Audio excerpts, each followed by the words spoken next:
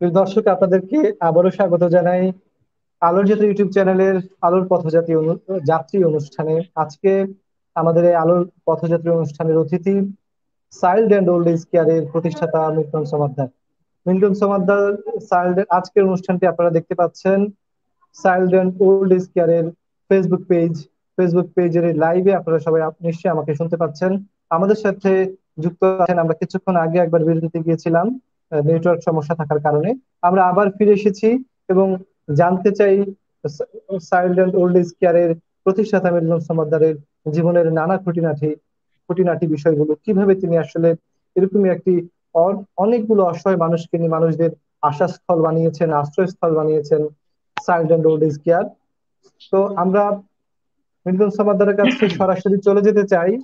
তিনি আসলে এই যে শুরুর জায়গাটি, আমরা তখন যেখানে ছিলাম, যে কিভাবে আসলে যখন মানুষদেরকে তিনি নিয়ে আসতেন বিভিন্ন জায়গা থেকে, নানান প্রতিকূলতার মধ্যে তাকে পড়তে হয়েছে। মিল্টন সমাদ্দার, আমরা আপনার কাছে আবার জানতে চাই যে সেই সময় যখন একজন করে প্রথম একজনকে যখন আনতে গেলেন, এভাবে পর্যায়ক্রমে কয়েক শতাধিক মানুষকে আপনি সেবা দিয়েছেন, যারা অনেকে ফিরে গেছে, তাদের স্বজনের কাছে চলে গেছে, যারা পথহারা ছিল আপনি তাদেরকে পথ দেখিয়েছেন, আশ্রয় দিয়েছেন। এই যে যাদেরকে আনতে গিয়ে না কি কি ধরনের প্রতিবন্ধকতা আপনাকে পড়তে হয়েছে, একটু যদি বলতেন। আমার যখন আমরা রাস্তা থেকে একজন অজ্ঞাত মানুষকে তুলি, তখন মানুষের বিভিন্ন স্থায়ী যারা থাকে, স্থানীয় যারা থাকে, তাদের বিভিন্ন প্রশ্ন থাকে, কেন, কোথায় নিচ্ছি, কেন নিচ্ছি। আর একটা আমাদের একটা ভয় থাকে যে এই মানুষটাকে তুলে নিয়ে একে কোথায় নিয়ে যাচ্ছে, এ আসলে কেন নিয়ে যাচ্ছে, এদের লাভটা কি। বিভিন্ন কারণবশত মানুষ বিভিন্ন প্রশ্ন করে। একই সাথে মানুষ একটা পর্যায়ে হয়রানি করার চেষ্টা করে। কখনো কখনো দেখা যায় যে স্থানীয় লোকজন যারা থাকে, যে দুষ্ট প্রকৃতির লোক, তারা গায়ে হাত দেয়, মারধর দেয়। হ্যাঁ, মারে এবং অনেক সময় আটকায় রেখে প্রশাসনের কাছে তুলে দেয়। অনেক সময় আছে যে আমাদের পকেটের মোবাইল টোবাইল যা থাকে ছিনতাই করে নিয়ে যায়। তো সব মিলে আমি যখন আহ, এটা বলতেছি, আসলে 2014 থেকে 2017-18 পর্যন্ত এই ঘটনাগুলো ছিল আমার সাথে। এখন যে পরিস্থিতিতে বর্তমানে আছি, এই পরিস্থিতিতে কেউ আর কোনো প্রশ্ন তুলে না। কারণ আপনি এখন ইতিমধ্যে মোটামুটি সমাজ সমাজ কল্যাণ মন্ত্রণালয়ের অনুমতি নিয়েছেন, পেয়েছেন, হাইকোর্টে রিট করছেন, এই সেই গল্পগুলো একটু শুনতে চাই। হ্যাঁ, আমি আসলে আমি 2015-তে আমি সমাজ কল্যাণ থেকে নিবন্ধনের আবেদন করি, এবং আমার আসলে এই যে রাস্তা থেকে মানুষ তোলাটা, এটা একটা অন্য একটা কি, যেটা গভর্নমেন্টকে বুঝাইতে আমার খুব সমস্যা হয়েছে যে কেন তুলবেন, কিসের জন্য তুলবেন, সব মিলে আহ, যখন আমি অনুমতিটা পাই, অনুমতিটা পেতে পেতে আমার দেরি হয়ে যায়। 16তে এসে আমি অনুমতিটা পাই। এর আগে যতবারই সমস্যা হয়েছে আমি বলছি যে দেখেন, আমার কাছে আমি যে আবেদন করছি প্রসেসিং এ আছে, তার জন্য আমার তেমন মানে গভর্নমেন্ট কখনো আমাদের সাথে মানে কোনো সমস্যা হয় নাই গভর্নমেন্টের সাথে। আমি 18 সালে মূলত চাইল্ড অ্যান্ড ওল্ড পূর্ণাঙ্গ অনুমতিটা পাই, যে চাইল্ড অ্যান্ড ওল্ড রাস্তা থেকে মানুষ তুলবে বা এই আবাসনের ব্যবস্থা বা প্রতিবন্ধীদের আশ্রয়ের ব্যবস্থা, এটা পূর্ণাঙ্গ অনুমতিটা পাই সমাজ কল্যাণ এবং সমাজ সেবা থেকে। আমি 2000 আমি 18 সালে পাই, 2018 জি। এখন এর পরবর্তীতে আমি একটা হাইকোর্টে রিট পিটিশন করেছিলাম যে রাস্তা থেকে একটা মানুষ পড়ে থাকলে, অজ্ঞাত একটা মানুষ পড়ে থাকলে কষ্ট মরে যাবে একদম জীবনের শেষ মুহূর্তে এসে, কেন তুলতে পারবো না। তো হাইকোর্ট থেকেও একটা আমাকে মোটামুটি একটা সাপোর্ট দিচ্ছে যে না, এটা মানবিক দিক থেকে বিবেচনা করে এটা দেওয়া যায় এবং আপনি তুলতে পারবেন, সমস্যা হবে না। মানে এবং কেউ আপনাকে হয়রানি করবে না। আমার কাছে যে ডকুমেন্ট আছে সেই ডকুমেন্টটা দেখালে মানুষ আমাকে এখন আর হয়রানি করতেছে না। একই সাথে আমরা আহ, শুধু যে রাস্তা থেকে মানুষ তুলি বা প্রতিবন্ধী বাচ্চা তুলি সেটাই না, আপনি আমাদের কর্মকাণ্ড জানলে খুশি হবেন। আমরা কিন্তু অদ্যাবধি অনেক হসপিটালে চিকিৎসা নিতে আসে গরিব দুস্থ মানুষগুলি জীবনে সর্বশান্ত হয়ে যায়। একটা পর্যায়ে যখন রুগীটা মারা যায়, তখন ওই রুগীটাকে নিয়ে বাড়িতে ফেরত নিয়ে যাওয়ার জন্য টাকা পয়সাও থাকে না এবং একদম সর্বশান্ত হয়ে যায়। আমরা এই পর্যন্ত অনেক মৃত ব্যক্তিকে আমরা আমাদের নিজস্ব টাকায়, আমাদের নিজস্ব অ্যাম্বুলেন্সে করে, নিজস্ব খরচে বাড়িতে পৌঁছে দিচ্ছি। এছাড়া আমরা প্রায় এই পর্যন্ত তো আমার 300-র উপরে আমরা রাস্তা থেকে মৃত মানুষ তুলছি। 45 জনের উপরে আমরা আহ, বা শিশু বাচ্চা তুলে আনছি। এখন আর একটা বিষয় হলো, আমাদের একটা ফেসবুক পেজ আছে, আপনি জানেন। এই ফেসবুক পেজে আমাদের কিছু ভালো শুভাকাঙ্ক্ষী আছে, যারা আসলেই ভালো, মানে আমাদের দেশে যে ভালো মানুষের সংখ্যা বেশি, যার বাস্তব প্রমাণ আমার এই ফেসবুক পেজটা। আপনি দেখবেন আমার একটা কোনো কিছু পোস্ট নিয়ে, যেই বাবার বৃদ্ধ প্রিয়জনের পরিবার খুঁজতেছি, আপনারা আমাকে শেয়ার করেন, ভিডিওটা অনেক তাড়াতাড়ি শেয়ার হয় এবং খুব সহজে আমরা বৃদ্ধ মানুষের পরিচয় খুঁজে পাই, বাচ্চাদের পরিচয় খুঁজে পাই। যার জন্য অনেক বৃদ্ধ রাস্তায় পড়ে থাকা মানুষকে আমরা কিন্তু বাসাতে ফেরত পাঠাইতে সক্ষম হয়েছি এই ফেসবুক পেজের মাধ্যমে। আর একটা উল্লেখ করলে না, যেটা আমাদের এই প্রতিষ্ঠানে যে খরচটা আসতেছে, মূল জি। খরচটা, এই খরচটা ব্যক্তিগতভাবে আমি তো আমার ছোট একটা বিজনেস থেকে, আপনারা সকলেই জানেন মোটামুটি যে আমার একটা ব্যক্তিগত বিজনেস থেকে চালাচ্ছি, কিন্তু বর্তমানে আমাদের প্রচুর খরচ হচ্ছে। মানে খরচের সংখ্যাটা যদি বলেন, সেক্ষেত্রে প্রায় 12 লক্ষ টাকা। এই টাকাটা আসতেছে আসলে ফেসবুক ভিত্তিক থেকে। এখন ফেসবুকে যে শুভাকাঙ্ক্ষী আছে আমাদের, যারা আমাদেরকে সহযোগিতা করতেছেন, এর মধ্যে কিছু কিছু শুভাকাঙ্ক্ষী আছে আমাদের যারা মান্থলি একটা সহযোগিতা করতেছেন সাধ্যমতো, কেউ 20,000, কেউ 10,000, কেউ 5,000, হ্যাঁ, কেউ 2,000, কেউ 100 টাকা। এরকম সহযোগিতা আমাদের অলরেডি চালু হয়ে গেছে এবং চলতেছে। কেউ আছে 2 বস্তা চাল কিনে দিচ্ছে, কেউ আছে মুদি বাজার কিনে দিচ্ছে। তো এইভাবেই আসলে আমাদের চাইল্ড নুডলসটা চলতেছে। সামাদ্দার ভাই, আমরা একটু দর্শকদের উদ্দেশ্যে বলতে চাই, একটু দর্শক আপনারা যারা আমাদেরকে শুনছেন, যদি child and old age care দীর্ঘ অর্ধযুগ ধরে তারা কাজ করছে, অসহায় রাস্তায় পড়ে থাকা অসহায় শিশু, যাদের কোথাও যাওয়ার কোথাও সুযোগ নেই, বা যারা একেবারে পরিচয়হীন অসহায় সব মানুষদেরকে সেবা দিয়ে যাচ্ছেন, এবং রাস্তায় কোনো মানুষ যদি পড়ে থাকে তার দাফনের কাজটাও কিন্তু child and old age care করছে। ইতিমধ্যে তারা সাভারে একটি আশ্রয়ের জন্য নতুন আরো বড় পরিসরে কাজ করার জন্য একটি জায়গাও কেনার ব্যবস্থা করেছে। তো দর্শকদের কাছে আমাদের বলা হচ্ছে, যদি কেউ এই স্যান্ডোল এই কেয়ার নিয়ে কোনো তথ্য কোনো কিছু জানার তাদের থাকে, আমাদেরকে কমেন্টস করতে পারেন। কমেন্টস করলে আমরা আশা করি প্রশ্নের উত্তর দিব। মৃদুল সমাদ্দার, আপনার আমরা জানি যে এই কাজটি আসলে করাটা খুব সহজ কোনো ব্যাপার নয়। একটু করোনা কেন্দ্রিক বিষয়ে আপনার কাছে আসতে চাই। এই করোনার শুরু থেকে কিন্তু সাধারণ মানুষের জীবন জীবিকা অনেক বেশি রুদ্ধ হয়ে গেছে। সাধারণ মানুষ অনেক বেশি আসলে সংকীর্ণ অবস্থায় পড়েছে, সবাই নানান সমস্যায় পড়েছে, খাবার বিশেষ করে খাবার এবং সুরক্ষিত খাবার, নিরাপদ আবাসন ব্যবস্থা। এই যেখানে প্রায় 70-এর মতো মানুষ এখানে আছে এখন, এই যে মানুষগুলোকে নিয়ে আসলে কি ধরনের সমস্যা আপনি আছেন, বা আপনার কি প্রয়োজন এখন একটু যদি বলেন। হ্যাঁ, প্রথমত বলতে চাই আমাদের সৌভাগ্য এবং আল্লাহর রহমত, যেটা আমাদের এই চাইল্ড নুডলস কেয়ারে এখন পর্যন্ত করোনার কেউ আক্রান্ত নাই, আমরা সকলে সুরক্ষিত আছি। আপনাকে একটা জিনিস উল্লেখ করতেই চাই যে আমরা কিন্তু বাংলাদেশে করোনা আক্রান্তের মধ্যে সবচেয়ে ঝুঁকিতে আছি আমরা, আমি জি। বলবো। কারণ জি। আমার কাছে যে বৃদ্ধ মানুষরা আছে সকলেই অসুস্থ এবং সকলেই 70, 60, 70 ঊর্ধ্বে, এবং প্রত্যেকের শরীরে ঘা পচন আছে। হ্যাঁ, এবং একটা মানুষও আপনার সুস্থ শরীরে নাই, যাদের শরীরে বড় বড় ঘা পচন এবং যাদের নিউমোনিয়া, ঠান্ডা, কাশি লেগেই আছে, এবং অধিকাংশ মানুষের শ্বাসকষ্ট আছে আমার বৃদ্ধ এই আমার এই আশ্রয় কেন্দ্রে। তো সবচেয়ে বড় ঝুঁকিতে আসছি কিন্তু আমি, আমার পরিবার। তো আল্লাহর অশেষ রহমতে এখন পর্যন্ত আমরা সবাই সুরক্ষিত আছি। আমরা কিছু প্রথম অবস্থায় যখনই মানে এটা শুরু হয়, যখনই সরকার লকডাউন শুরু করেন, আমরা নিজেরাই লকডাউন হয়ে গেছিলাম এবং এখনো আছি। এবং আমরা ডাক্তারের পরামর্শ মতো, আমরা একজন সিনিয়র কনসালটেন্ট আছে আমাদের, উনি ওনার পরামর্শের মতো আমরা অ্যান্টিবায়োটিক সাপোর্ট দেওয়া থেকে শুরু করে মোটামুটি জ্বর ওঠার সাথে সাথে ট্রিটমেন্ট দেওয়া শুরু করে, সব দিক দিয়ে আমরা ইয়ে আছি।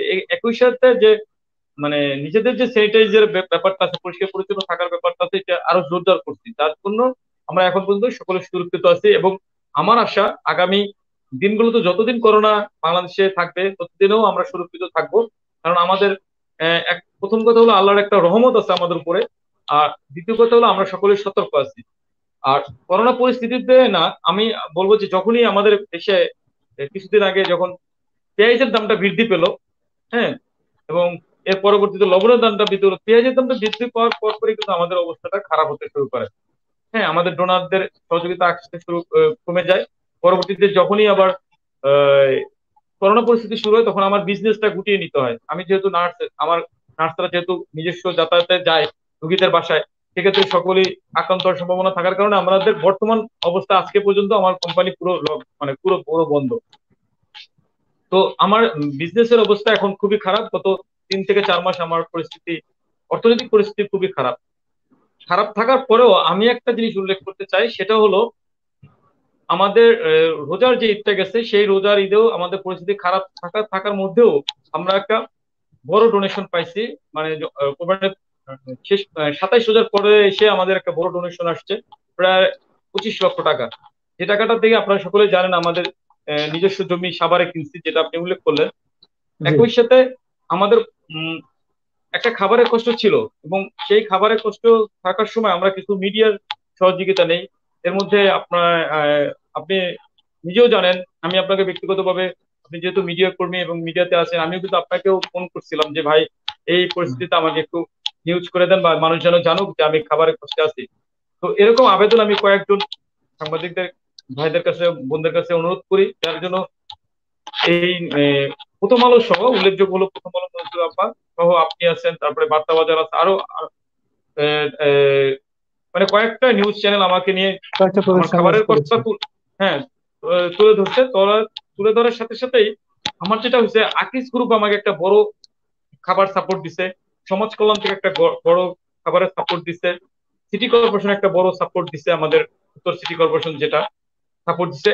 একই সাথে আমাদের যে স্থায়ী প্রশাসন আছে, আহ, স্থানীয় আমাদের যে মিরপুর থানার সহকারী পুলিশ কমিশনার স্যার আমাকে একটা সাপোর্ট দিছে। আমাদের যে র্যাব আছে আমার এই কাছেই, আমার র্যাব 4 আছে, র্যাব 4 থেকে আমাকে একটা বড় খাবারের, মানে তাদের সাধ্য মতো 2 বস্তা 5 বস্তা করে চাল টাল কিনে দেওয়ার কারণে, একই সাথে এই নিউজের সাথে সাথে আমাদের কিছু শুভাকাঙ্ক্ষীরাও আমাকে কিন্তু সাহায্যে এগিয়ে আসছে, চাল টাল কিনে দিচ্ছে। বর্তমান পরিস্থিতিতে আমার খাবারের অবস্থা খুবই ভালো, পর্যাপ্ত জি খাবার মিন্টু আছে। এবং সমাদ্দার, তাহলে তো এটি খুবই আশার একটি কথা যে এখানকার কেউ এখন পর্যন্ত করোনা আক্রান্ত হয়নি। এটি আমাদের জন্য অনেক বড় আনন্দের। এবং এর সাথে সাথে আমাদের প্রথম অবস্থায় আপনি আমাদেরকে জানিয়েছিলেন যে খাবার সংকট রয়েছে, অনেক গণমাধ্যম তিনি নিউজ প্রচার করার পর সবাই সহযোগিতার হাত বাড়িয়ে দিয়েছে। আপনি বলছিলেন যে আপনার যখনই কোনো সমস্যা, আপনার ফেসবুক পেজে প্রায় 20 লাখেরও বেশি মানুষ আপনার সাথে যুক্ত, যারা কিনা যখনই আপনি তাদের কাছে সাহায্যের আবেদন বাড়িয়েছেন তখনই তারা আপনাকে সহযোগিতা করেছে। বিশেষ করে আপনি বলছিলেন যে বিদেশে যারা থাকেন এবং অনেক প্রশাসনিক কর্মকর্তা যারা কিনা আপনাকে অনেক বেশি সহযোগিতা করেছে।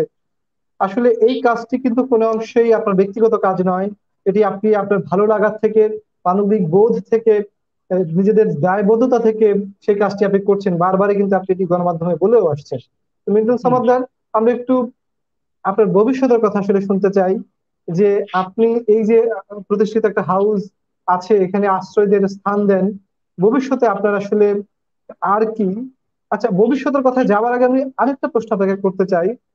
আমরা দেখি যে করোনার আগেও আমরা বিভিন্ন সময় বিভিন্ন পরিবারে বাবা মাকে বঞ্চিত হতে দেখেছি, লাঞ্ছিত হতে দেখেছি, এবং কিনা সন্তান বাবা মায়ের সাথে দুরূহ আচরণ করার চিত্র আসলে আমরা গণমাধ্যমে দেখেছি। এবং করোনা আসার পর নানান ভাবে সামাজিক বৈষম্যের শিকার হতে আমরা দেখেছি। এই যে এই যে ঘটনাগুলো আসলে আপনাকে কতটা কতটা ব্যথিত করে, এবং এই নিয়ে আসলে আপনি কি বলবেন? আপনি একজন এই এতগুলো অসহায় মানুষদেরকে সেবা দিচ্ছেন, সেই জায়গায় কিনা তার বিপরীত দিকে যেখানে বাবা মাদেরকে ফেলে আসছে, আপনি সেই অসহায় বাবা মাদেরকেই কিন্তু আপনি তুলে নিয়ে আসছেন। তো এরকম একটা বাস্তবতা যখন দেখছেন, তখন আসলে আপনার মধ্যে কি অনুভূতি বা কি জাগ্রত হয়, কি বলতে চান আসলে সবার উদ্দেশ্যে? হ্যাঁ। ও আমি প্রথমে বলতে চাই এটাই, আমরা ফেসবুকে বা অনলাইন মিডিয়াতে বা বিভিন্ন মাধ্যমে আমরা প্রচারণা চালাই যে আমি আমার মাকে, আমার বাবাকে, আমার পরিবারকে খুব ভালোবাসি। অধিকাংশ ক্ষেত্রেই যে এই প্রচারণাটা হলো মিথ্যা। আমরা আমাদের বাবা মাকে সত্যি কথা বলতে পরিবারে খুবই নির্যাতন করি, এটা হলো বাস্তবতা। আপনাকে উল্লেখ করলে নেই আপনাদের কাছে, আমি এই পর্যন্ত প্রায় 1200 থেকে 1300 পরিবারে হোম সার্ভিস করছি। আমি অধিকাংশ পরিবারেই দেখেছি যে তারা পরিবারে নির্যাতিত হয়। এবং বিভিন্ন এর এর বাস্তব আরেকটা প্রমাণ আমি নিজেই, আপনারা দেখেন, আমি 300 বাবা মার এই পর্যন্ত রাস্তা থেকে তুলে এনে আশ্রয়ের ব্যবস্থা করছি। এই 300 বাবা মা কিন্তু নির্যাতিত হয়েছে, এবং 300 বাবা মা জি। হারাই গেছে। তো বাস্তব যদি চিন্তা বলেন, মা দিবসে মাকে নিয়ে একটা স্ট্যাটাস, বাবা দিবসে বাবাকে নিয়ে একটা স্ট্যাটাস, হ্যাঁ, এই স্ট্যাটাস তুলতেই আমরা সীমাবদ্ধ। আরেকটা জিনিস বলি, সেটা হলো আমরা যখন বৃদ্ধ হয়ে যাবে, আমাদের যখন শারীরিক ক্ষমতা কমে যাবে, আমাদের যখন অর্থনৈতিক অবস্থা খারাপ হবে, তখন আমাদের পরিবার থেকে নির্যাতিত শিকার হইতেই হবে, হইতেই হয়। জি। আর সেক্ষেত্রে যদি একটা মানুষ, বৃদ্ধ মানুষ যদি দীর্ঘদিন অসুস্থ বিছানায় পড়ে থাকে, হ্যাঁ, স্ট্রোক প্যারালাইজড হয়ে যায়, তখন তার শরীর, তার জীবনটা হয়ে যায় ওটা নরক। এবং তার জীবনে যা ছিল, সে বড় কর্মকর্তা ছিল, বড় ছিল, সেগুলির কোনো মূল্যায়ন থাকে না। এবং সে জীবনে কি কি আমাদের জন্য দিছে, বা আমাদের জন্য, এই দেশের জন্য, আমার জন্য, আমার পরিবারের জন্য কি দিচ্ছে, সেটা আমরা ভুলে যাই। এবং তার ওই 2-3টা বছর যে অসুস্থ থাকার, এই 2-3টা বছর তাকে আমরা কিন্তু শান্তিতে রাখি না এবং তার পরিচর্যা করি না। হ্যাঁ, জি। অসুস্থ হওয়ার প্রথম 2 থেকে 3 মাস হয়তোবা তাকে আমরা পরিচর্যা করি, বা যখন থেকে দীর্ঘায়িত হয়ে গেছে তখন আমরা তার সাথে রুক্ষ আচরণ করি, তাকে নির্যাতন করি। এবং তার ফলশ্রুতিতেই কিন্তু বাবা মা কখনো বাসা থেকে পালায়ে বের হয়ে এসে, কখনো আমরা রাতের অন্ধকারে রাস্তায় বা সিএনজিতে রাস্তায় ফেলে দিয়ে যাচ্ছি। আমি আপনাকে কালকেরই একটা ঘটনা বলি। সেটা হলো, গতকালকে আমাকে রাত 2টার সময় পুরান ঢাকা থেকে এক পুলিশ অফিসার ভাই ফোন দিচ্ছে, ফোন দিয়ে বললো, মিল্টন ভাই, সকালে এক বৃদ্ধ মামাকে স্থানীয় লোকজন বলতেছে এই বৃদ্ধ মাকে রাস্তায় বসায় রেখে গেছে, আপনি ওনাকে একটু থাকার ব্যবস্থা করে দেন। তো রাত 2টার সময় আমার বেরোইতে বা সারাদিন পরিশ্রম করার কারণে আমি ওনাকে বললাম যে ভাই আপনি একটু আমার কাছে পাঠাই দেন। তো উনিও তখন সাথে সাথে কয়েকটা অ্যাম্বুলেন্সের সাথে কথা টথা বলে আমার এখানে পাঠানোর ব্যবস্থা করতেছিল। কিন্তু ঠিক আধা ঘন্টা পরে ওই বৃদ্ধ মাটা রাস্তাতেই মারা যায়। এবং পুলিশ অফিসার ভাই পরবর্তীতে আমাকে ফোন দিয়ে দুঃখ প্রকাশ করে যে, মিল্টন ভাই কি করবো, আমরা তো চেষ্টা করছি, ওনাকে বাঁচাতে পেরে নাই, এখন আমাদেরই দায়িত্ব, আমরা পুলিশ প্রশাসন ওনাকে ফিঙ্গারিং দিয়ে ওনার গার্জিয়ান খুঁজে বের করে যেভাবে পারি ওনাকে দাপন কাপন করবো। তো দেখেন, এই করোনা পরিস্থিতিতেও এখনো যে খারাপ পরিস্থিতি, দেশের খাবার নাই, সংকট, সব মিলেই কিন্তু বাবা মা গুলো রাস্তাতে আসতেছে। এর চেয়ে আর আমি বলি, আমার কাছে যে বাবা মা আছে, অধিকাংশই বাবা মায়ের পরিবার থেকে নির্যাতিত। আপনাকে এই যে গত আমাদের রোজার ঈদের দিন, আমার একটা ভিডিও দেখবেন আপনারা, আমার ঈদের দিন একটা মাকে নির্মম ভাবে সন্তানরা মারছে, পুতের বউ এবং ছেলে মারছে, মেরে নাক মুখ ফাটাই টাটাই দিছে, পরে পুলিশের সহযোগিতা আমার কাছে আসছে। এরকম হাজারো ঘটনা আমার কাছে আছে। তো আমরা শুধু সীমাবদ্ধ হলো অনলাইনে, ফেসবুকে, মানে অনলাইন গুলাতে যে আমরা বাবা মাকে ভালোবাসি, বাস্তব চিত্র আমরা বাসাতে বাবা মাকে নির্যাতন করি, এটাই হলো বাস্তবতা। এবং এমনি আসলে এ আচ্ছা, আমাদের সমাজ ব্যবস্থায় আপনার কাছে একটু বিষয়ে জানতে চাই যে এই যে সামাজিক ভাবে এই ধরনের আইন যখন কিনা আমরা জানি যে সন্তানের প্রতি বাবা মার কর্তব্য এবং বাবা মায়ের প্রতি সন্তানের কর্তব্য, এবং সবচেয়ে বড় কথা হচ্ছে নৈতিকতার একটা সবচেয়ে বড় প্রশ্ন চলে আসে। আসলে আইন তো একটা দেশের আইন থাকে তার নিয়ন্ত্রণের জন্য, অপরাধগুলোকে দমন করার জন্য। কিন্তু আমরা যখন মানবিকভাবে মূল্যবোধ যখন আমাদের অবক্ষয় হয়, সেই জায়গাটা আসলে আমাদের কি করার থাকে? মানে এই যে আইনগুলো, আমার কাছে মনে হয় অনেক ক্ষেত্রে এই সমাজ ব্যবস্থায় কিন্তু অহরহ এসব ঘটনা আমরা দেখতে পাই। তো আপনি কি মনে করেন যে এই আইনের সংস্কার হওয়া উচিত, কিংবা আরো বেশি কঠোর হওয়া উচিত বলে মনে করেন কিনা আপনি? না, আমি বলবো যে বর্তমান যে আইন আছে, বর্তমান যে প্রশাসন যারা দায়িত্বে আছে, এরা মানবিক এবং এরা অনেক কঠোর পরিস্থিতি মোকাবেলা করতেছে, যার বাস্তব প্রমাণ আমাদের করোনা পরিস্থিতি। করোনা পরিস্থিতি দেখবেন, আমাদের পুলিশ প্রশাসন, আমাদের প্রশাসন যারা আছে তারা কিন্তু বড় একটা শক্ত অবস্থানে আছে। এবং পুলিশ কিন্তু, আমি জানি না, আমাকে পুলিশ, র্যাব, পুলিশ আমাকে এবং সেনাবাহিনী থেকে সকল যে প্রশাসন যারা আছে তারা আমাকে পর্যাপ্ত এই করোনা পরিস্থিতিতে সাপোর্ট দিয়ে দিচ্ছে। যে আমি সেটা বলবো, আমরা দেখেছিলাম। আমি বলবো যে পুলিশ প্রশাসন যেটা করতেছে সেটা ঠিক আছে, এবং আইন যেটা হয়েছে, আইন আমি কঠোর হলেই যে আমরা সাবধান হয়ে যাব বা আমরা যে শুধরে যাব, না। আমরা যতক্ষণ নিজে শুধরে না শুধরাবো, গভর্নমেন্টেরও কিছু করার নাই, আইনেরও কিছু করার নাই, প্রশাসনের কিছু করার নাই। আপনাকে বলি, আইন আমার ঘরের ভিতরে নাই। হ্যাঁ, আইন আমার টয়লেটের ভিতরে নাই। হ্যাঁ, আইন আপনি যতক্ষণ দেখতে পাবেন তখন আইন, যতক্ষণ না দেখতে পাবেন, আমরা টর্চার করি তো ঘরের ভিতরে, ছোট্ট কুপি ঘরের ভিতরে, বাথরুমে নিয়ে মা বাবাকে মারি। আমরা তো ওপেনলি মারি না। আইন আমাদের সাথে কি করবে? আইন আইন তো সব ব্যবস্থা নিতে পারবে না, আইন তো জানেই না। পুলিশ প্রশাসন তো সবকিছু নজরদারিতে রাখতে পারে না। পুলিশ তো আমার বাসার ভিতরে নাই। আপনি বলেন, আমার বাসার ভিতরে কি পুলিশ আছে? নাই। এখন আমি আমার বাসার ভিতরে যদি আমি কিন্তু মামাকে টর্চার করি, আমার মাকে মারি, আমার বাবাকে মারধর করি, বা মামাকে না খাওয়াই রাখি, বা আমি অফিসে চলে যাই, আমার স্ত্রী যদি টর্চার করে, সেক্ষেত্রে আইন কি করতে পারে? আরেকটা বিষয় হলো, এই বৃদ্ধ এই বৃদ্ধ মানুষটা নিজে হাঁটাচলা করতে পারে না, বা এই বৃদ্ধ মানুষটা নিজে চলাচল করতে পারে না, সেক্ষেত্রে সে আইনের কাছে যাইতে পারে না। হ্যাঁ, আইন তো আমার কাছে আসবে না, আমার কাছে আইনের কাছে যাইতে হবে। তো তো আপনি মির্জা যতই সাহেব, আইন আপনি কঠোর, তাহলে, জি, আপনি তাহলে বলতে চাচ্ছেন যে আসলে আইন দিয়ে আসলে খুব না না একটা না, আমরা আইন কিছু দিয়ে কাজ হবে না। করতে না না না, করতে পারি না, আইন কারণ হচ্ছে তখনই করতে আমাদের পারবে কাছে যতক্ষণ হম পারিবারিক শিক্ষা এবং আইনের, নৈতিকতার কথা আপনি বলছিলেন। হ্যাঁ হ্যাঁ হ্যাঁ, যতক্ষণ আমি শুধরাবো, আমি না শুধরাবো আমার, আহ, আমি একটা জিনিস উল্লেখ করি, যেটা হলো, বৃদ্ধ হয়ে গেলে ছোট শিশুর মতো হয়ে যায়, একটা জিনিস বারবার ধরবে, একটা জিনিস বারবার খাইতে চাবে, একটা জিনিস কি করবে।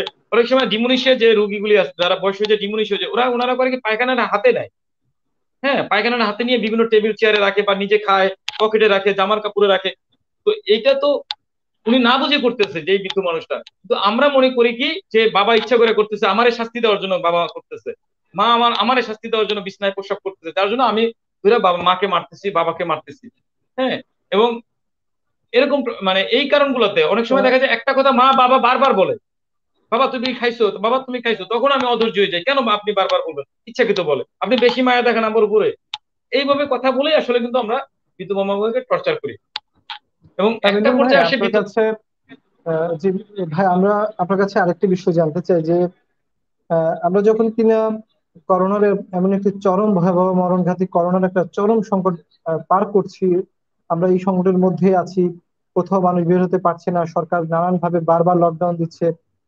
তো আপনি প্রত্যাশা করেন বা আমরাও প্রত্যাশা করি যে আমরা চাই না আসলে আমাদের কোনো স্বজন, যেখানে কিনা প্রত্যেকটি মানুষই আসলে এক ধরনের আতঙ্কের মধ্যে আছে, এই আতঙ্কের মধ্যেও আমরা যাতে স্বজনদের সাথে আসলে কোনোভাবেই খারাপ আচরণ যাতে না করি কিংবা দুরূহ আচরণ যাতে না করি, সেটা আপনি প্রত্যাশা করছেন। কিন্তু হুম। সমাদার একটু অন্য বিষয়ে আলোচনা করতে চাই আপনার সাথে। আমরা জানি যে আপনার মতোই অসংখ্য মানুষ, অনেক মানুষ আসলে নানান ভাবে কিন্তু নানান জায়গা থেকে কাজ করার চেষ্টা করছে। তো আপনি কি মনে করেন যে আসলে বেসরকারি ভাবে একজন মানুষ, আপনি যখন কিনা আলাদাভাবে এই কাজটি করছেন, সেক্ষেত্রে কি রাষ্ট্র আসলে, আমরা জানি যে সমাজ কল্যাণ মন্ত্রণালয়ও কাজ করার চেষ্টা করছে, বিভিন্ন সময় এনজিও গুলোকে সহযোগিতা করছে, আপনি কি মনে করেন যে রাষ্ট্রই এসব অবহেলিত অসহায় মানুষগুলোর রাষ্ট্রীয় কাঠামোর মধ্যে এনে নতুন আঙ্গিকে কিছু করার প্রয়োজন অনুভব করেন কিনা, যে এতগুলো মানুষ তো আপনার পক্ষে সম্ভব নয়, তাই না? বা আপনাদের মতো এরকম সংগঠনের পক্ষে আসলে সম্ভব নয় সবগুলো মানুষের সেবা দেওয়া, কারণ এক ধরনের সীমাবদ্ধতা থাকে, আপনার মানুষের মানুষের দেওয়ার উপর আপনাদের নির্ভর করতে হয়। সে জায়গায় কি রাষ্ট্র যদি চায় এইসব মানুষগুলোকে একটা পুনর্বাসন পুনর্বাসনের ব্যবস্থা করা কিংবা তাদের দায়িত্ব নেওয়া, সেক্ষেত্রে কি আসলে এটা কি আরো সহজ হয় কিনা, আপনি কি মনে করেন? আসলে দেখেন, আমাদের একটা বড় অংশ, আজকে আপনি যুবক আমি যুবক আছি, এবং আমাদের যুবকের সংখ্যাটা কিন্তু বর্তমানে অনেক বড় একটা অংশ, আমরা যুবক। এই যুবক অংশটা কিন্তু একটা পর্যায়ে এসে বৃদ্ধ হবো। এবং আমাদের বর্তমানে প্রায় 18 থেকে 20 কোটি লোকের বসবাস এই ছোট্ট দেশে। এবং একটা বড় অংশ আমাদের খুব খুব মানে কাছাকাছি সময়ের মধ্যে একটা বড় অংশ আমরা বৃদ্ধের কোঠায় যাব, যারা বর্তমানে বৃদ্ধ আছে। আমি বলবো সেটা যতটুকুই হোক, তার চেয়ে বড় একটা অংশ কিন্তু আমরা বৃদ্ধের কোঠায় আসতেছি সামনের দিকে। তো সেক্ষেত্রে এই বৃদ্ধ মানুষগুলো কোথায় যাবে? এই বৃদ্ধ মানুষগুলো পরিবারে নির্যাতিত হবে, এই বৃদ্ধ মানুষগুলোর বিভিন্ন সংকটের সৃষ্টি হবে। তো আমাদের উন্নত যে কান্ট্রি গুলো আছে, দেখবেন সব দেশেই কিন্তু বিভিন্ন শেল্টার হোম তৈরি হয়েছে, একটা ভাতার সিস্টেম আছে। তো আমাদেরও সরকারের উচিত যে আমাদের এই বৃদ্ধদের জন্য একটা ভালো চিন্তা করা। আপনি দেখেন, সেই অনেক আগে গভর্নমেন্টের সমাজ মানে গভর্নমেন্টের যে প্রবীণ নিবাস আছে আগারগাঁওতে, এইটাই। এরপরে গভর্নমেন্ট খুব ভালো, আমি আমার চোখে পড়ে না, যেটা সত্যি বলতেছি। হ্যাঁ, গভর্নমেন্ট বিভিন্ন মাধ্যমে চেষ্টা করতেছে, আমি বুঝতে বলবো পারছি। গভর্নমেন্ট চেষ্টা করতেছে, কিন্তু আমি বলবো গভর্নমেন্টের উচিত একটা বড় বড় পরিসরে এটা অন্তত পাঁচ। প্রাতিষ্ঠানিকতা আসা, প্রাতিষ্ঠানিক ভাবে হ্যাঁ, করা, রাইট? হ্যাঁ, রাইট। হ্যাঁ, করা একই সাথে আমার একটা থিম আছে সবসময়, যেটা আমি সবসময় বলি, সব দায়িত্ব সরকারের না, সব দায়িত্ব।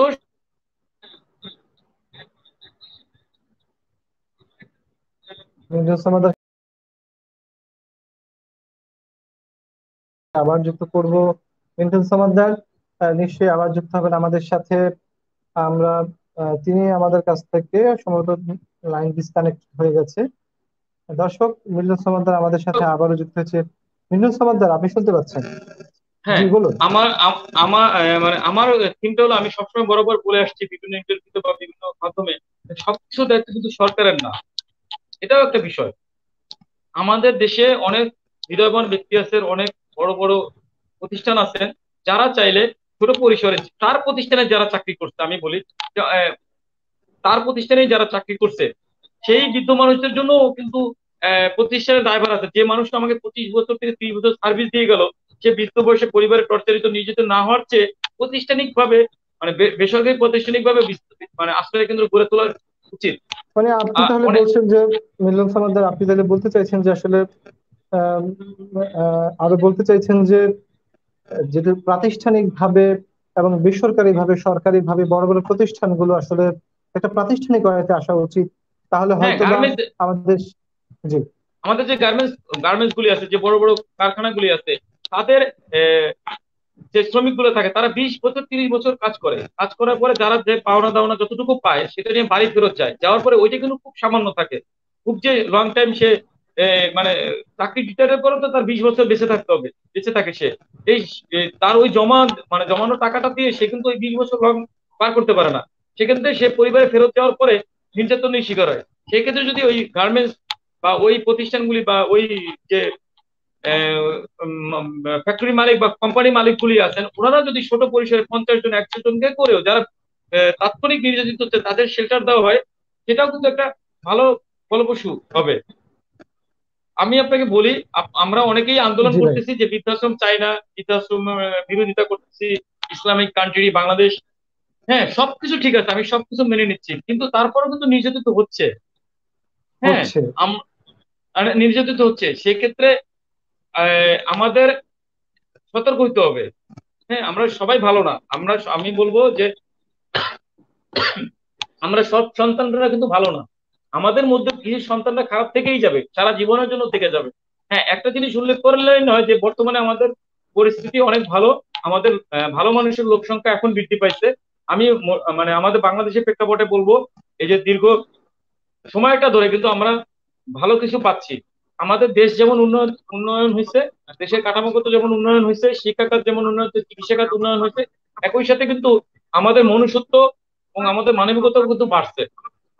হ্যাঁ, তো সেক্ষেত্রে আমি বলবো আমাদের যারা বেসরকারি পর্যায়ে হোক সরকারি পর্যায়ে হোক, সবাইকেই এই বৃদ্ধ বয়সের চিন্তাটা এখনই করার সময়। এখন যদি আমরা না করতে পারি, পরবর্তীতে কিন্তু আর আমাদের সময় থাকবে না। এই যে ভয়ের কারণেই কিন্তু আমি অনেকে প্রশ্ন করেন যে মিল্টন ভাই আপনি কেন এই আশ্রয় কেন্দ্রটা চালু করছেন বা আপনি কেন করতেছেন। আমি করতেছি আমার নিজের শেল্টারে থাকার জন্য। বৃদ্ধ বয়সের যে সময়টা, সেই সময়টা আমি একটা ভালো আশ্রয় থাকার জন্য কিন্তু মূলত আমার এই আশ্রয় কেন্দ্রটা চালু চালু করছি এবং চালাচ্ছি। মিল্টন ভাই, তাহলে হুম। আপনিও শঙ্কা করছেন যে মানুষটি কিনা এত এত মানুষের আশ্রয় দিচ্ছেন, চেষ্টা করছেন, আপনি নিজেও আসলে শঙ্কা করছেন যে শেষ বয়সে আপনাকেও কিনা আশ্রয় থাকতা, এটা একটা শঙ্কার মধ্যেও আপনিও আছেন, তাই তো? হ্যাঁ, হ্যাঁ, সঙ্গে কারণ আছে, কারণ আছে। আমার যে ছেলে আছে, দুটো ছেলে আমার, আমি চাইবো আমার ছেলেকে এস্টাবলিশ করতে, ভালো পড়াশোনা শিখাইতে। মানে আমি খারাপ অবস্থায় সময় কাটছে, আমার পরিবার সময় খারাপ যাবে না। হ্যাঁ, বর্তমানে আমি আর্থিকভাবে সচ্ছল, মানে আমার কম বিজনেস থেকে আমি আর্থিকভাবে সচ্ছল যেহেতু, সেহেতু আমার ছেলে বিদেশে পড়াশোনা করবে, ভালো স্কুলে পড়বে। আর একটা জিনিস দেখেন, আমি কিন্তু গভর্নমেন্ট বলে না, বাংলাদেশ থেকেও মানুষের কিন্তু একটা ভালো সহযোগিতা পাচ্ছি, যার জন্য আমার ছেলেকে যে কোনো স্কুলে ভর্তি করানো সহজ, আমার ছেলেকে যে কোনো হসপিটালে চিকিৎসা করানো সহজ, কারণ খুব মানুষ আগ্রহ করে আমার ছেলেকে দেখবে। তো আমার ছেলে কিন্তু বড়ই হবে। হ্যাঁ, আমি আমার ব্যক্তিগত জীবনে বলবো, আমার ছেলে ছেলে এখনই বড় হয়ে যাবে, কারণ যে কোনো স্কুলে নিয়ে গেলে যখনই জানবে যে মিল্টন ভাইয়ের ছেলে, ভর্তি করে নেবে। যে কোনো জায়গায় সুযোগ সুবিধা সে ভালো পাবে, সুযোগ সুবিধা ভালো পেয়ে সে কিন্তু আমার কাছে থাকবে না, সে যাবে আরো ভালো চিন্তা করবে। আমার জীবনে সে থাকতে চাইবে না, সে বিদেশে চাকরি করতে চাইবে, বিদেশে লাইফ প্ল্যান করতে চাইবে, ভালো ফ্যাসিলিটি চাবে। সেক্ষেত্রে আমার কাছ থেকে সে দূরেই চলে যাবে। হ্যাঁ, এবং বৃদ্ধ জি বয়সে তাহলে, জি আমি আচ্ছা, আমার এই স্ত্রী যে কিন্তু হ্যাঁ, একাকিত্বই হয়ে যাব। আসলে যখন এই কথাটি বলছেন না, আমার কাছে আবার সেই আমার শিহরণ জাগছে। কারণ কিনা দেখুন, যে মানুষটি কিনা কিংবা আমরা যে বাবা মা আমাদেরকে বড় করে তোলেন, আপনি আশঙ্কা করছেন, আপনি গর্বের সাথে বলছেন যে আপনার সন্তান ভালো জায়গায় যাবে, কিন্তু নিশ্চিতভাবে আবার এটাও বলছেন সে নিশ্চয়ই আমার কাছে থাকতে চাইবে না। কারণ তার না। অবস্থার মতো করে আমি বড় হইনি, সে আমার থেকে হুম, ভালোভাবে বেড়ে উঠবে। কারণ আমি যে হুম। অবস্থা নিয়ে বেড়ে উঠেছি সেই অবস্থা নিয়ে বেড়ে এবং উঠছে না। আমার ছেলের কথাই থাকবে, যখন সে বুঝতে পারবে তখনই কথাই থাকবে যে তুমি সিদ্ধান্ত ভুল নিছিলা, কারণ তুমি যে টাকা পয়সা ইনকাম করছো সব তুমি মানুষকে দিয়ে দিছো, তোমাকে এখন আমরা কেন দেখবো। হ্যাঁ, কিন্তু ওরা যে মানুষ হবে সেটা কিন্তু আমার উছিলাতেই হচ্ছে, আমার আমার আমার প্রতি মানুষের ভালোবাসা থেকে, তাহলে আমার এই আয় জায়গায় রোজগার কি থেকে। দেখুন, আমি ভুল ছিলাম, আমার সন্তান প্রুভ করবে, প্রমাণ করতে চাইবে বারবার যে আমার বাবা ভুল ছিল, আমার বাবা আমাদের জন্য কিছুই করে নাই। কিন্তু আমি কিন্তু আমার সন্তানকে মানুষ করার জন্য বড় একটা অবদান রাখতেছি, আমার কাজের মাধ্যমে, আমার আয়ের মাধ্যমে, আমার পরিশ্রমের মাধ্যমে, আমার ছেলেকে ভালোবাসা দিয়ে আমি দেখুন ছেলেকে দাঁড় মিলন করাবো। সমাদার, আমি একটা জায়গায় নক করতে চাই, যে জায়গাটি আপনি কিন্তু আশঙ্কার কথাই বলছেন বারবার, আপনি বারবার এটা, এবং আমি জানি হয়তো এটা কতটা বাস্তব। আপনি এটা বলতে চাইছেন যে আপনার সন্তান হয়তো সে বলবে সে তার মতো করে থাকতে চাইবে, কিন্তু এখন এই হুম। জায়গায় কি আমরা কি পারি না যে সন্তান বিদেশ যেতে পারে, ভালো জায়গায় থাকতে পারে, তাই বলে কি বাবা মাকে ছুড়ে ফেলে দিতে হবে? বা বাবা মাকে আমরা আমাদের মানে বাস্তবতা, আমাদের কাজের কারণে প্রয়োজনে আমরা অনেক জায়গায় যেতে পারি, তা ঠিক, কিন্তু তাই বলে কি একেবারে দূরে ফেলে দিতে হবে, ঠেলে দিতে হবে, একা করে দিতে হবে? এই জায়গায় কি নৈতিক, এই জায়গায় তো আইন সবচেয়ে বড় বিষয় না, নৈতিক শিক্ষাটা বড় বিষয়। আপনি কি চাইলে আপনার সন্তানকে সেরকম উপলব্ধি, সেরকম নৈতিকতা ভাবে গড়ে তোলা সম্ভব না? যে বাবা মা যত হ্যাঁ, কিছু হোক, তারা আমাদের বাবা মা, এরকম আমি জানি না, না, আমার কাছে জানার ইচ্ছে। আমার আমার আমার বিষয়টা আমি আপনাকে দিতে পারবো কিনা। আমরা সবাই চাই আমার সন্তান ভালোভাবে মানুষ হোক, আমার সন্তান সত্যিকারে মানুষ হোক, সঠিকভাবে বড় হোক। কিন্তু সন্তানদেরও একটা স্বাধীনতা চাইবে। সন্তান চাইবে না এভাবে না, আমি এভাবে অন্যভাবে চলতে চেষ্টা করবে। একটা পর্যায়ে যে সন্তানের সাথে বাবা মার একটা গ্যাপ তৈরি হয়ে যায়, হ্যাঁ, সেই গ্যাপটা একটা সময় ভয়ানক রূপ ধারণ করে। আপনি যা চাইবেন আপনি আপনার সন্তানের উপর সবকিছু চাপাই দিতে পারেন না, সন্তানেরও স্বাধীনতা আছে সন্তানের। হ্যাঁ, একটা জিনিস আছে, কিছু কিছু ক্ষেত্রে আমি যা শিখাবো শিখবে, সেটা হাতে গোনা কয়েকজন সন্তান, সবাই শিখবে না, সবাই এটা অন্যভাবেও নিবে। নৈতিকতা আমি যত ভালোই বলি, আপনি আহ, সবারই একটা স্বাধীনতা আছে, আমার সন্তানেরও স্বাধীনতা আছে। তো হ্যাঁ, সব ছেলে মেয়ে যে খারাপ তা না। এখন আমি বলবো যে শতকরা 80 জন, 80 জন সন্তানই খারাপ, বা 80 জন বাবাই নির্যাতিত হয়, বাবা মা নির্যাতিত হয়। এখন আপনি 20 জনকে তো ভালো বলতে পারেন না, 20 জন তো নগণ্যই ভালো। হ্যাঁ, তো মিঠুন সরদার, আমরা আসলে প্রত্যাশা করি ভালো সংখ্যাটা বেশি হয়ে যাক, খারাপের হ্যাঁ, সংখ্যাটা কমে যাক। আমাদের যাতে নৈতিক শিক্ষা, পারিবারিক শিক্ষা, সেটা যাতে আসলে হ্যাঁ, আমাদের আপনি কাজে আমাকে আসে। একটা প্রশ্ন করছিলেন, আপনি আমাকে জি। একটা প্রশ্ন করছিলেন, একটু উত্তর দিতে চাই যে আমার ভবিষ্যৎ পরিকল্পনাটা কি। তো এই জি। প্রশ্নটা উত্তরটা দিতে চাই। আমি যেহেতু আশঙ্কা করতেছি যে আমার একটা খারাপ পরিস্থিতি চাইতে পারি, আল্লাহ না করুক যদি চলে যাই, আমি হয়তো বা যাবো না, আমি আমার ছেলে মেয়েকে শিক্ষা দিতে চাচ্ছি। আরেকটা বিষয় বলি আপনাদের, আমার কিন্তু জন্মগত আমার নিজস্ব সন্তান 2 জন। হ্যাঁ, এবং আমাদের ভবিষ্যৎ পরিকল্পনা আমরা সন্তান নিচ্ছি না, এবং আমরা এমনি অ্যাডপ্ট নিচ্ছি, বা আমরা বা রাস্তায় পড়ে থাকা ছেলে সন্তানগুলো, ছেলে মেয়েকে আমরা মানুষ করতেছি। আমার দিক দিয়ে কিন্তু একটা পজিটিভ দিক আছে, আমার যদি 50 জন ছেলে থাকে বা 50 জন মেয়ে থাকে, কেউ না কেউ আমাকে কিন্তু খাবার দিবেই। তো সেই দিক দিয়ে কিন্তু আমি সেফ আছি। হ্যাঁ, আচ্ছা। সেই দিক দিয়ে যেমন আমার রাতুল, আমার সোয়াত, আমার যে মামা এখন যে সন্তানরা আছে আমার 7 জন, এর মধ্যে রাতুল আর সোয়াত, রাতুল আর তাইবা খুব ভালো, সুস্থ আছে। তো রাতুল এখনই থেকেই কিন্তু আমার কষ্টটা বুঝতে চেষ্টা করতেছে। ও কিন্তু, ওকে আমি রাস্তা থেকে নিয়ে আসছি এবং আমি বাবার সিনোনি, ও আমাকে আব্বা ডাকে, পহরা গলায় আব্বা ডাকে। তো রাতুল যখন বুঝতে চাই পারবে যে আমি ওকে এইখানে এনে দিচ্ছি, একটা ভালো পর্যায়ে নিয়ে দিচ্ছি, একটা ভালো জায়গায় জবের ব্যবস্থা করে দিচ্ছি, তখন কিন্তু রাতুল অন্তত আমার নিজের সন্তান ফেলে দিলেও রাতুল কিন্তু ফেলবে না আমার এটা। হ্যাঁ, যাক, আমরা তো চাই আমি না কোনো সন্তানই আমাদের বাবাদেরকে ফেলে দিক। এখন যেটা করতেছি আমি, আমার আচ্ছা, আপনার একটা আপনার সবাই, পরিকল্পনার কথা আপনি আমাকে বলছিলেন যে আপনি চাচ্ছেন যে রাস্তায় পড়ে থাকা যে শিশুরা তাদেরকে নিয়ে আপনার নতুন একটা চিন্তা করছে, চাচ্ছেন যে আলাদা করে প্রতিবন্ধী, এই যে পরিকল্পনাগুলো একটু আমাদেরকে বলতেন যদি।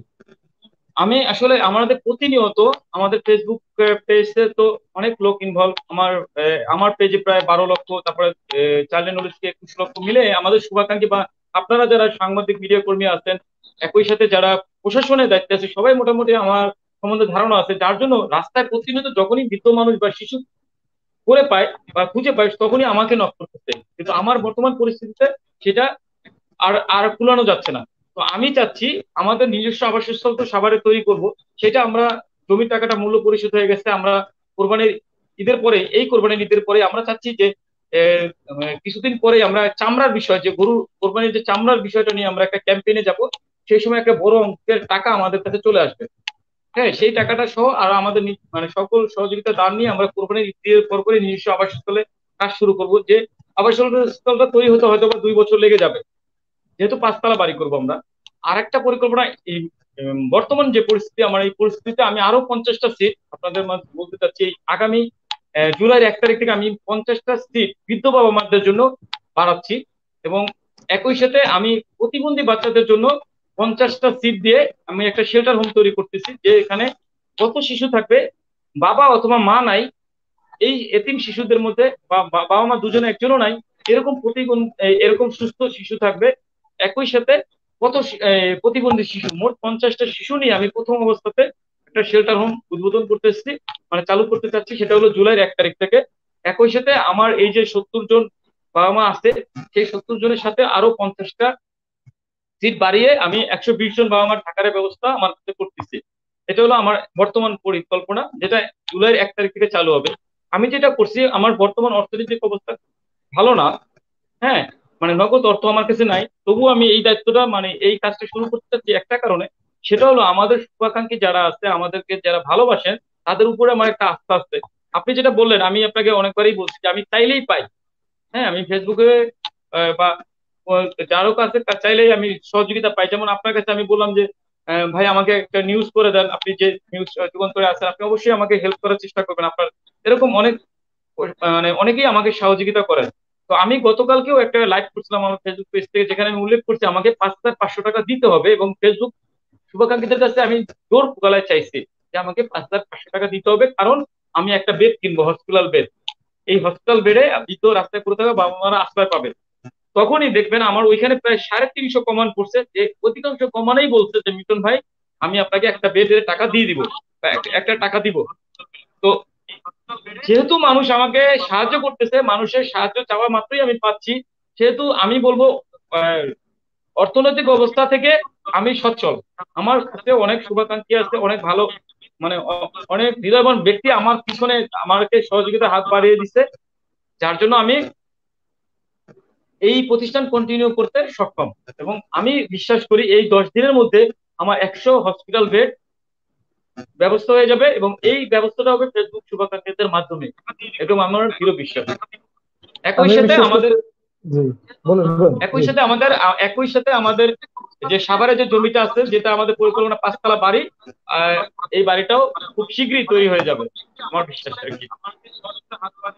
হ্যাঁ সামাদের ভাই, আমরা বিশ্বাস করতে চাই প্রত্যেকটি সংকট যখন কিনা এই মিডিয়ার এই কল্যাণে প্রযুক্তির এই উৎকর্ষে আমরা খুব সহজে অনেকগুলো মানুষের কাছে পৌঁছে যেতে পারি।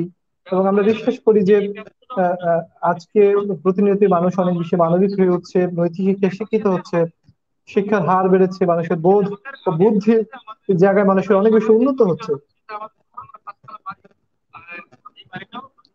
মিন্টু আমাদের আপনার কাছ থেকে মনে হয় সম্ভবত সাউন্ড আসছে, যাই হোক। আহ, আমরা আপনার কাছে যেটা জানতে চাই, আরেকটু জানতে চাই, আমরা শেষ করে দিতে চাই আজকে আমাদের এই আলোচনা।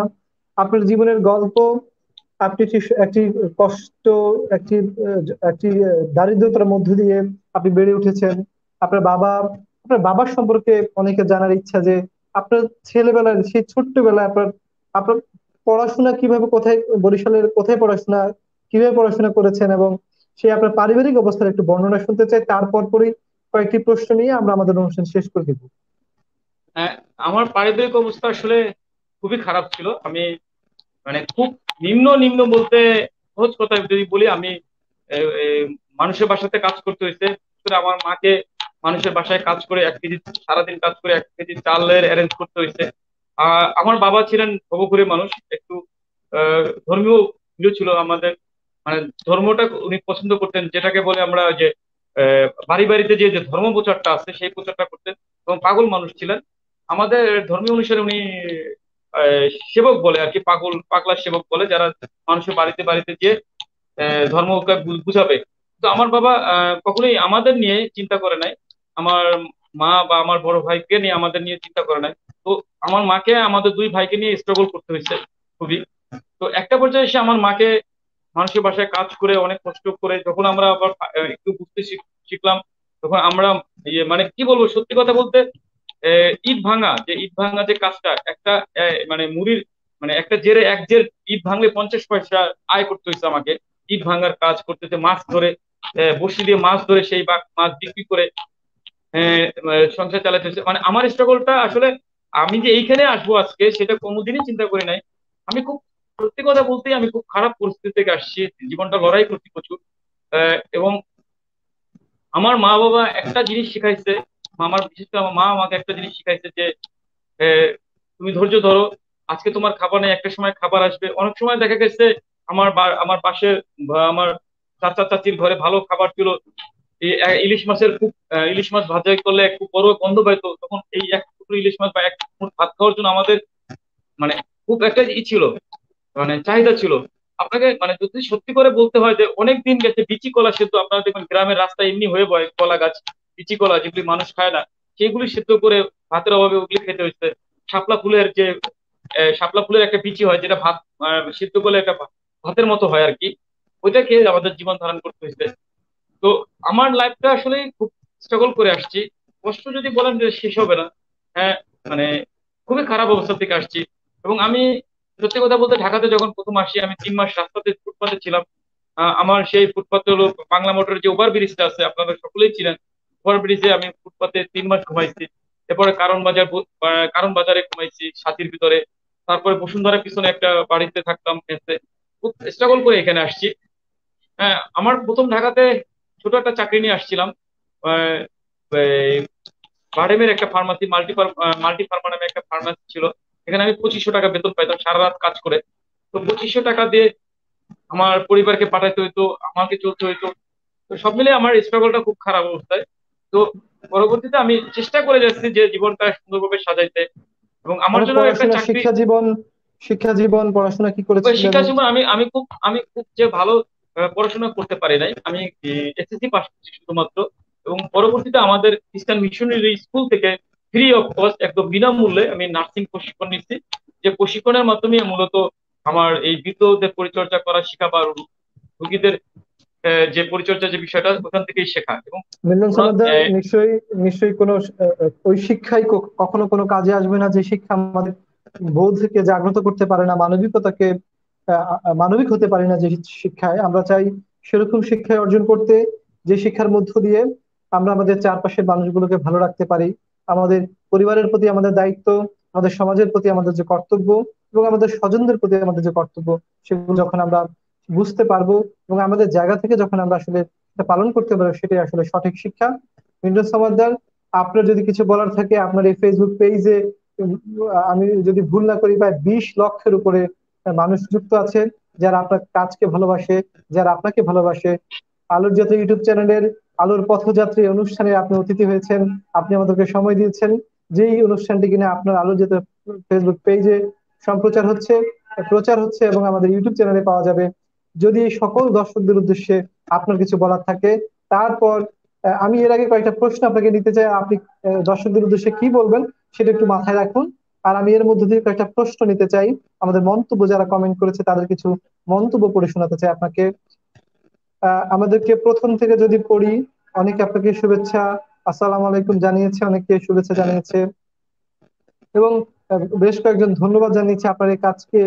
আমি যদি একজনের কথা বলি, একজন বলছে আসসালামু আলাইকুম, উনি হচ্ছে শাহ ইসলাম। তিনি আপনাকে সালাম জানিয়ে তিনি কাতার থেকে আমাদেরকে যুক্ত হয়েছে এবং আপনার পরিবারের সবাই যাতে ভালো আছে সেই শুভকামনা করেছে এবং আপনাকে সুন্দর লাগছে এবং আপনি দুনিয়া এবং আখিরাতে যাতে ভালো থাকেন সেই বিষয়টি উনি বলতে চেয়েছে।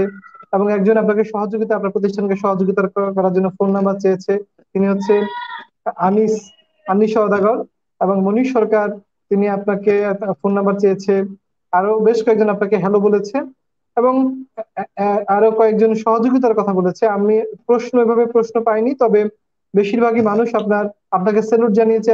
এমডি ওসমান গনি আপনার এই কাজকে আপনাকে সম্মান প্রদর্শন করেছে এবং একজন নারী, সম্ভবত আলিম উদ্দিন নামে একটা ফেসবুক আইডি, তিনি আসলে তার তিনি সহযোগিতার জন্য আপনার কাছে আবেদন করেছে। আমি নিশ্চয়ই আপনি এই বিষয়টা খেয়ালে আনবেন, তার সাথে যোগাযোগ করে অথেন্টিসিটি যাচাই করে নিশ্চয়ই আপনি তাকে হয়তো তার সাথে কথা বলার চেষ্টা করবেন। তিনি বেশ কয়েকটি কমেন্ট আমাদেরকে করেছে তার সহযোগিতার জন্য। তো আপনার সম্ভবত মিন্টু সমাদ্দার, যদি এই সকল দর্শক আলোর যাত্রা ইউটিউব চ্যানেল এবং সাইড এন্ড ওল্ড এজ কেয়ারের এই ফেসবুক পেজের সকল দর্শকদের উদ্দেশ্যে যদি আপনার কিছু বলার থাকে বলতে পারেন। আমাদের আলোচনা যে ইউটিউব চ্যানেলটা আছে, এই ইউটিউব চ্যানেলের সকল যারা দেখবেন পরবর্তীতে এই ভিডিওটা, সকলের কাছে আন্তরিক কৃতজ্ঞতা জানাবো, সবাইকে ধন্যবাদ দিব। আর অনুরোধ করব আপনার এই আলোযাত্রা চ্যানেলটি আরো বৃদ্ধি পাক। এবং এটা আসলে আলোযাত্রা কিন্তু আমাকে নিয়ে আমাকে অনেক হেল্প করছে। যার জন্য আলোর যাত্রার প্রতি আমার একটা আন্তরিক কৃতজ্ঞতা আছে, শ্রদ্ধা আছে, ভালোবাসা আছে। ব্যক্তিগতভাবে আমি সবাইকে অনুরোধ করবো আমাদের ফেসবুক পেজে যারা আছেন তারা আমাদের এই মানে ইউটিউব চ্যানেল আলোর যাত্রাটা সাবস্ক্রাইব করে দিবেন। এবং এখানে শুধু ভালো ভালো কাজগুলি আসলে প্রকাশ হয়। যার জন্য বলবো, ভালো কাজ যদি দেখতে হয় আলোর যাত্রা ইউটিউব চ্যানেলটা সাবস্ক্রাইব করবেন। আর আমার যে ফেসবুকের যে শুভাকাঙ্ক্ষী আছেন, যারা আমাদের এই 20 লক্ষ এবং আমার ফেসবুক পেজে 12 লক্ষ, সকলের কাছে শুধু বলবো আমি আন্তরিক কৃতজ্ঞতা। আপনারা আমাকে যা দিচ্ছেন এটা আসলে অতুলনীয়। এবং এটা আমি পাওয়ার যোগ্যতা ছিলাম না। আপনারা আমাকে ভালোবেসে অনেক কিছু দিয়েছেন, এবং আপনাদের ভালোবাসার সহযোগিতার জন্যই কিন্তু আজকে 76 জন, আগামী মাস থেকে প্রায় 150 থেকে 200 মানুষ আশ্রয় পাবে আমার এখানে, শুধু আপনাদের ভালোবাসা, আপনাদের সহযোগিতা, আপনাদের আন্তরিকতার জন্যই। আর আরেকটা বিষয় উল্লেখ করি, সেটা হলো আমাদের প্রবাসী ভাইরা আমাকে অনেক সাপোর্টে এগিয়ে আসছে, অনেকেই আমার খোঁজ খবর নিচ্ছেন। এখন প্রবাসী ভাইরা যদিও ওরকম কন্টিনিউ সাহায্য আসতেছে না, কিন্তু আশা করি আসবে, কারণ ওনারা প্রবাসী থাকে, ওনারা বাস্তবটা না দেখে ওনারা অপেক্ষা করতেছে হয়তো বা আমাকে সাহায্য করার জন্য, কিন্তু পারতেছে না, এখন পরিস্থিতিও খারাপ। তো আমিও বলবো প্রবাসী ভাইরা আগে এগিয়ে আসবেন। একই সাথে আমার যত স্যার ম্যাডাম প্রিয়জন বন্ধু যারা আছে তাদেরকে শুধু বলবো আন্তরিক ধন্যবাদ এবং কৃতজ্ঞতা। বন্ধু আসিফ ভাই। সমুদ্র ভাই, আপনাকে অসংখ্য অসংখ্য ধন্যবাদ জানাই যে আপনি আমাদেরকে সময় দিয়েছেন। আলোর যাত্রার ইউটিউব চ্যানেলের আজ আমাদের যে নিয়মিত অনুষ্ঠান আলোর পথযাত্রী, সেই অনুষ্ঠানের অতিথি হয়ে আমাদেরকে ধন্য করেছে। নিশ্চয়ই আপনার এই জীবনের গল্প শুনে অনেক মানুষ এগিয়ে আসবে, সব মানুষদের এই সহযোগিতায়, এবং কিনা আমরা একদম বিশ্বাস করি এই পৃথিবী এক মানবিক পৃথিবী হবে, যেখানে ভালোবাসতে পারবো সব মানুষকে। এ প্রত্যাশা রাখি, নতুন কোনো পর্বে নতুন কোনো অতিথির সাথে আমরা আবার যুক্ত হব। আমরা সকলকে জানান দিতে চাই, যেখানে যে মানুষটি যার অঙ্গনে ভালো কাজ করছেন, বিশেষ করে মানবিক বিষয়গুলোকে তুলে আনছেন, মানুষের সেবা করছেন, এ পৃথিবী মানুষকে ঘিরেই, মানুষকে ঘিরেই মহান রাব্বুল আলামিন আশরাফুল মাখলুকাতে মানুষকে শ্রেষ্ঠ করেছেন। আমরা চাই মানব সেবার মধ্য দিয়ে, জীবেদের সেবার মধ্য দিয়েই আমরা এক প্রকৃত মানুষ হতে চাই। সেরকম প্রত্যাশা রেখে মিন্টু সমাদ্দার আপনার সাইলেন্ট ওল্ড এজ কেয়ারের হোমের সকল বৃদ্ধ বাবা মা শিশুদেরকে যাতে তারা যাতে সুস্থ থাকে, ভালো থাকে, আপনার দীর্ঘায়ু কামনা করছি। এবং আজকে এই বলে আমরা আজকের অনুষ্ঠান শেষ করতে চাই। সকলকে ধন্যবাদ। আল্লাহ হাফেজ। ভালো থাকবেন। নিশ্চয়ই সকলে সামাজিক নিরাপত্তা এবং করোনা সংকটকালীন সবাই অনেক বেশি নিরাপদে থাকার চেষ্টা করবেন, সে প্রত্যাশা রাখছি। আল্লাহ হাফেজ।